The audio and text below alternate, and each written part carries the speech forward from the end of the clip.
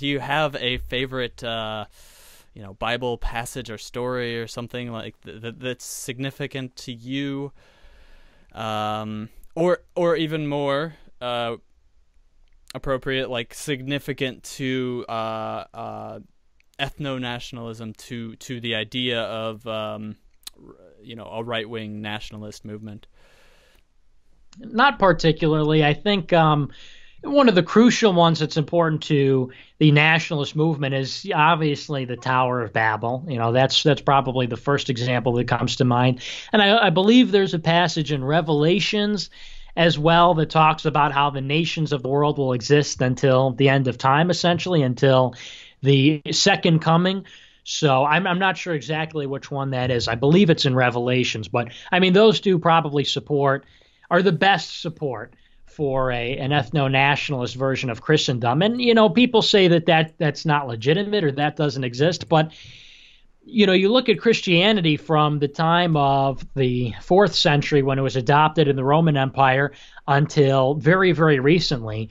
And there was no question as to whether or not Christianity condoned borders. People conveniently like to forget about the fact that for 1,700 years, or actually probably closer to 1,500 years, Christianity upheld indisputably, uncontestedly, borders and European Christendom. It wasn't like that was some kind of like Christian revelation that we don't need to have borders anymore. That was a political one. So I think it's very convenient that people read it out that beyond the theological case for borders that's laid out in several places in the Bible, in addition, you have 1,000 or more, 1,500 years of history that suggests that the two are fundamentally not incompatible. And actually, one would support the other. We know that Christendom had borders and walls in the Vatican, on the outer periphery of the Holy Roman Empire in the Balkans. Obviously, they fought multiple crusades to retake the Holy Land. So this idea that militancy, that borders, that nationalism is not Christian is absurd and against the historical record. Yeah. So what do you think about the Dark Ages then? I mean, there is this kind of myth that, things fell apart as soon as Christianity took hold, and after the pagan Roman Empire had fallen, and then we got into this, terrible period. I think it's a little unfair the way that history has painted that time. And usually it's Christianity that gets the blame, and then we think, oh, the Enlightenment happened and everybody was just, they realized, oh, this was such a foolish thing to have.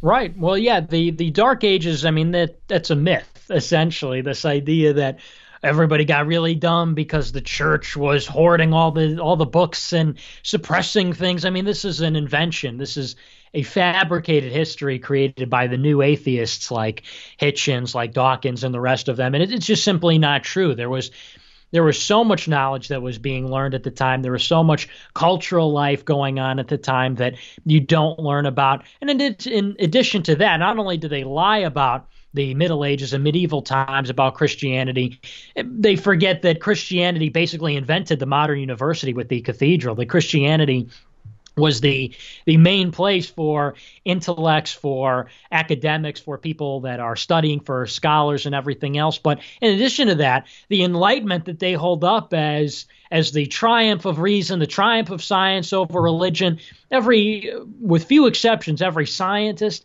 every political philosopher, everybody that was produced by the Enlightenment was Christian, was devoutly Christian, whether it's Copernicus, whether it's Isaac Newton on the political spectrum, on the philosophical spectrum. John Locke derived his theories from Christianity, and all the rest did as well. So, it's just a fundamental misreading of history. If people, if people just read the books, if people went into their history and looked at what actually happened, all these things start to go away. But that's just it. It's so funny to me, too, that the alt-right, I mean, these are people that have a pretty good understanding that the media lies to them, that the schools lie to them, that they're being lied to by the establishment, and then they take the same tired talking points from the media on issues that they themselves haven't looked into, and they hold these as the truth, as the Bible truth. So it's very interesting, again, that double standard, that at once they believe that everybody's lying to them, everybody in school, everyone in academia is lying to them, there's this big conspiracy, but at the same time, they can take all the non-political issues basically at face value from high school, you know? Yeah, and you know, a lot of these people, you mentioned Spencer and whatnot, they're very critical of Jews, which are, you know, we can just say it. They're very critical of Jews. You will hear this argument that that Christianity is a Jewish trick. I'm sure you're familiar with this, and on the face, it definitely seems like well. Yeah, I don't want to set it up too much. What are your thoughts? Do you think it's a Jewish trick? Oh, it's funny to me because, you know, that would be the first instinct of people who like haven't read about this stuff, who haven't read the Bible, haven't read things about what actually went down 2,000 years ago. Because Jesus, of course, was Jewish. But if you know the story, you know that it was actually the Jewish rabbis who were responsible for his crucifixion, who alerted the Romans to his activities and got him killed in the first place. People call that blood libel. People call that anti-Semitism. That's just the truth. And Jesus himself drove the money lenders out of the temple. Jesus himself wanted to get the teachings of the rabbis. And you know, you could read, there's a really good book about this called Judaism's Strange Gods, where it talks about how, in addition to that, modern Jews have strayed so far from Scripture, so far from the Old Testament and what's actually in there with the Talmud and the rabbinical teachings.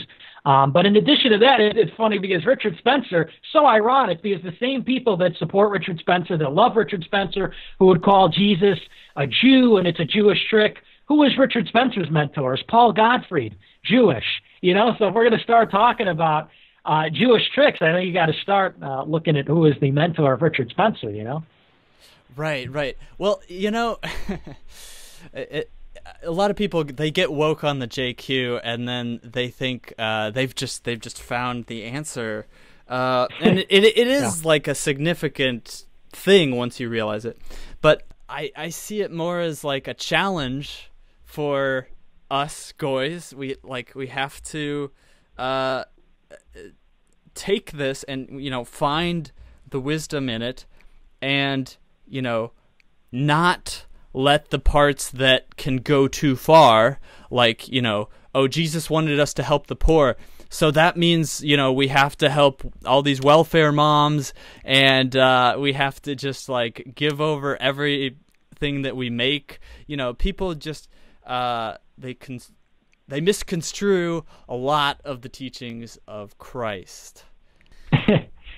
Yeah, well, not for nothing, but not only but the broader establishment, the broader global establishment, whether it's the Federal Reserve, the media, the government, Hollywood, there is really a satanic and anti-Christian culture, and you could call that, you know, whether that's a Jewish establishment or an atheist establishment. I mean, there's all kinds of people that are involved in this affair, and certainly Jews have an outsized presence in media and some of these other spheres. That's not disputed by anybody. But there is this incredible hostility to Christianity, and you have to ask yourself, if you're one of the nationalists fighting against the system, fighting against the globalists, fighting against the New World Order, you have to ask yourself, why would you have the same hostility? Why would you have the same antipathy towards religion that they do? Why do they resent Jesus Christ so much? Why have they driven Jesus and religion at large out of the church, or not out of the church, but out of the schools, out of the public square, out of the public domain, off of television, out of culture?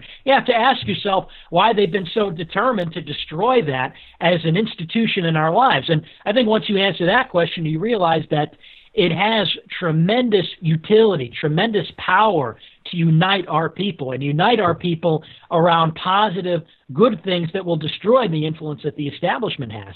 People will point to the Pope. People will point to how Christianity is Sklaven morale, in the words of Nietzsche, how it's a morality of weakness that celebrates slavery, and you understand that criticism, but at the same time, you look at how Christianity fortifies a civilization, how Christianity encourages strong families headed by a strong father with a subservient wife, with lots of children who respect their parents, who respect tradition, who respect rituals, and on and on. And I don't understand how people can take all of that and say, no, we don't like that. It's my dad or my mom, boomer cucks, believe in that stuff, so I'm just going to write off the whole thing.